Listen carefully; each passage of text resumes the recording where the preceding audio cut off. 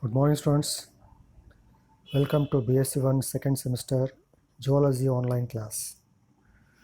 So, in the last class, we were discussing the comparative account of brain in lower classes of vertebrates, fishes, and amphibians.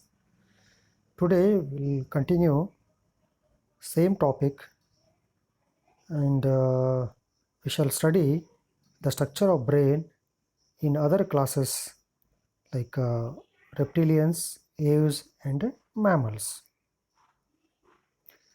So, reptilia. In reptilia, how the brain is made. The brain shows many features which are characteristic of the mammalian brain. In all amniotes, the midbrain is the center of the brain activity. In all anamniotes, the midbrain is the center of the brain activity. Anamniotes, not amniotes. Anamniotes means those embryos, animals' embryos have no amnions, amniotic cavity. Okay, the amniotic cavity starts to develop from reptilia onwards. Okay, but in reptiles, for the first time, there is a shift in the nerve center to the cerebrum. Cerebrum. The nerve center is shifted to the cerebrum. Earlier, nerve center is shifted to the midbrain. Now it is shifted to cerebrum. Cerebrum is present in the forebrain. This is correlated with marked increase in the size of the cerebral hemisphere. Cerebral hemisphere size is increased here as a result of the invasion of pallium by many nerve cells so as to form the new pallium. So this is cerebrum. This part is cerebrum. Cerebrum is larger comparing with the earlier classes. The pallium is having nerves. Neopallium it is. Okay. So cerebrum has two cerebral hemispheres. These two are cerebral hemispheres. Cerebrum is well developed here. The nerve center is shifted to cerebrum. Cerebrum. In earlier classes, it was in the midbrain, but now it is shifted to cerebrum. Cerebrum. Cerebral hemispheres as a result of invasion of pallium by nerve cells so as to form neopallium. Two long olfactory lobes are larger than that of amphibians due to greater thickness and enlargement of corpora striata. Long olfactory lobes. See, these are olfactory lobes, they are long. Can you see here? Olfactory peduncle, these are olfactory lobes.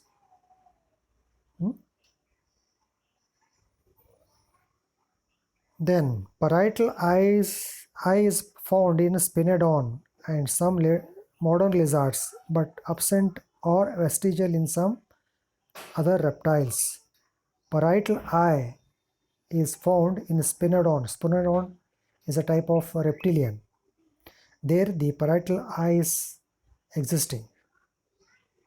Next, so these are the diagrams of brain of reptilians, uromastyx, dorsal view, ventral view. This is ventral view, dorsal view. In the dorsal view, you can see the olfactory lobe, bulbs, olfactory peduncle, cerebral hemispheres. This is pineal body and cerebellum. Cerebellum is larger here. Medulla oblongata. Okay, medulla oblongata, spinal cord. On ventral surface, ventral view, you can see the chiasmata, optic chiasmata, the hypophysis, medulla oblongata. So sagittal section. The olfactory lobe has cavity called rhinocele. Then cerebral hemisphere has a cavity called paracele. And this is optocele, diocele, then metacele, central canal in the spinal cord. So this is hypophysis. Okay, here is spinal body, diocele. So this is sagittal section of the Uromastyx brain. Next, behind the optic lobes are present a pair of auditory lobes which are not hollow. The third ventricle is reduced and forms a narrow cerebral aqueduct. Cerebellum is relatively larger than that of amphibians. However, it doesn't attain the size of sharks and not near the size of birds and mammals. Not that much it is well developed. It is a bit developed than in earlier classes. This is correlated with relatively limited locomotive powers of the most reptiles. Okay, this is about the structure of reptilian brain. Now coming to talk about brain development in aves. The brain of birds shows a considerable advance over that of reptiles. In shape it is short, broad and rounded. The olfactory lobes are extremely small and degenerate. Olfactory lobes are very small because the birds have very weak sense of smell. Due to poor sense of smell, the cerebral hemispheres are very large and cover the diencephalon and optic lobes. Its size is due to enlargement of the corpus striatum rather than the cerebral cortex. Cerebral cortex is not, not very thick. The cerebral cortex is smooth. It is smooth. Look here. The cerebral cortex is smooth here. Cerebral hemisphere. These two are cerebral hemispheres. Their surface is smooth, not having wrinkles or gyri or convolutions. So optic lobes are very small. Olfactory lobes are very small. Can you see here? These are concerned to sense of smell. Okay. The cerebral hemispheres are very large and cover diencephalon and optic lobes. Its size is due to enlargement of the corpus striatum rather than the cerebral cortex. The cerebral cortex is smooth. The size of corpora striata makes the lateral ventricles small. The diencephalon is covered dorsally by the cerebral hemispheres and cerebellum. Diencephalon is dorsally covered by cerebrum and cerebellum. It has a small dorsal pineal body, an anterior choroid plexus, and a narrow third ventricle. The thalami are highly developed and are connected by fibers to the corpora striata and spinal cord. So this is spinal body. So at the center of this, the diencephalon is there. Diencephalon is covered, overlapped by cerebral hemispheres and cerebellum. This is cerebellum. And these two are optic lobes. The midbrain is highly developed with exceptionally large rounded optic lobes. This seems to be correlated with the remarkable powers of sight that birds possess. The cerebellum is larger than in reptiles and is deeply fissured. Although it is not as large as in mammals, ventral to cerebellum, the avian brain shows the beginning of the development of the pons. In the cerebellum, masses of nerve cell bodies form nuclei so that it has outer layer of gray matter. So cerebellum external part is gray in color because of the presence of gray matter and an inner mass of white matter forming a branching pattern called arbor vitae. A small projection of the fourth ventricle extends into the cerebellum. It controls equilibrium and movements in all places during flight. The medulla oblongata has a posterior dorsal choroid plexus and a fourth ventricle which doesn't extend into the cerebellum. So this is medulla, this Behind this, medulla oblongata is there. This is spinal cord, cerebellum. Behind this, pons is started to develop somewhere here. So this is posterior part, the ventral part, optic chiasma. Here you can see the olfactory lobes, very small olfactory lobes. These two are optic lobes. Okay, so this is about the structure of brain in aves. Next, mammalian brain. The brain reaches its highest development in mammals with better integration and mastery over environment. The cerebral hemispheres reaching the status of dominant integrating part of the brain and acting as coordinating center of the brain. So cerebellum is very well developed. Cerebrum is very well developed. So it started to have the convolutions here.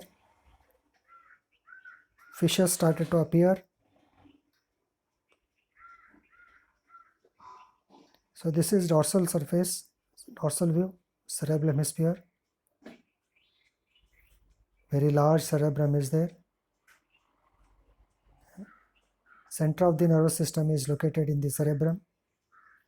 So these two are optic lobes, cerebellum, medulla oblongata, spinal cord. This is ventral surface of the brain. Olfactory lobes are here, very small out. So this is the brain of rabbit. Brain of rabbit.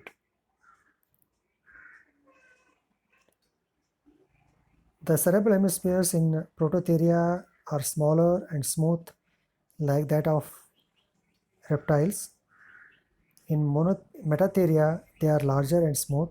In most eutherians, the cerebral hemispheres are immense, projecting forwards above the olfactory lobes and backwards above the diencephalon and midbrain and divided into lobes. They have convolutions on the surface so that there are ridges or gyri and depressions or sulci. In eutherians is very well developed. In case of human beings, the cerebral cortex is having the ridges, gyri, depressions or sulci.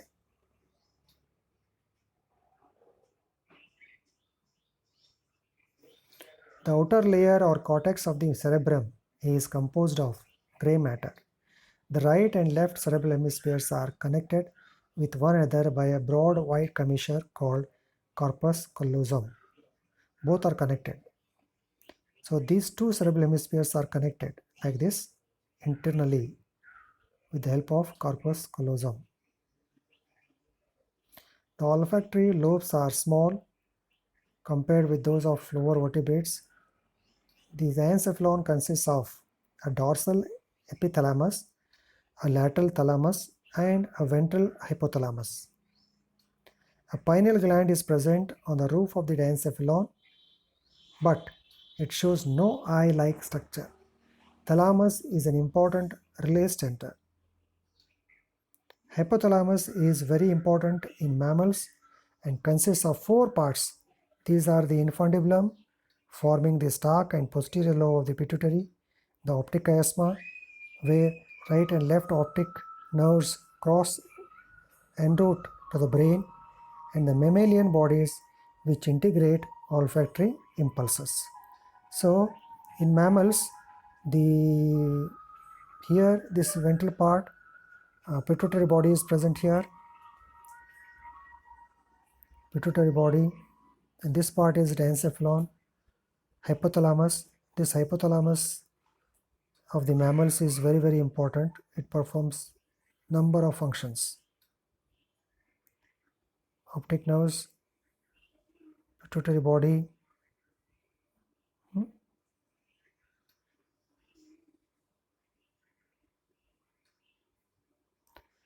The hypothalamus controls a great many mammalian functions including blood pressure, sleep, water content, fat and carbohydrate metabolism, body temperature, and possibly rhythmic activities such as molting, migration, and pituitary secretion.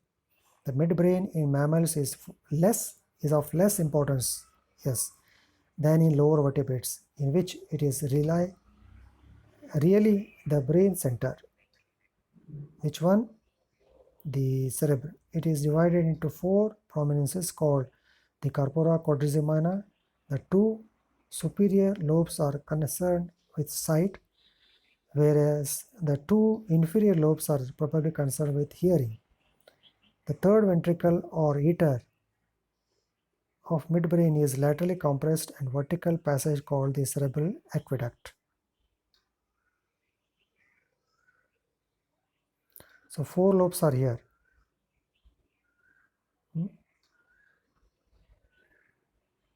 Corpora quadrigemina. 4. Anterior 4, 2, posterior 2. Optic lobes.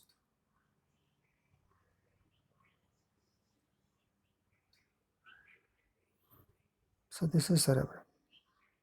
So this part, cerebrum, medulla oblongata, spinal cord.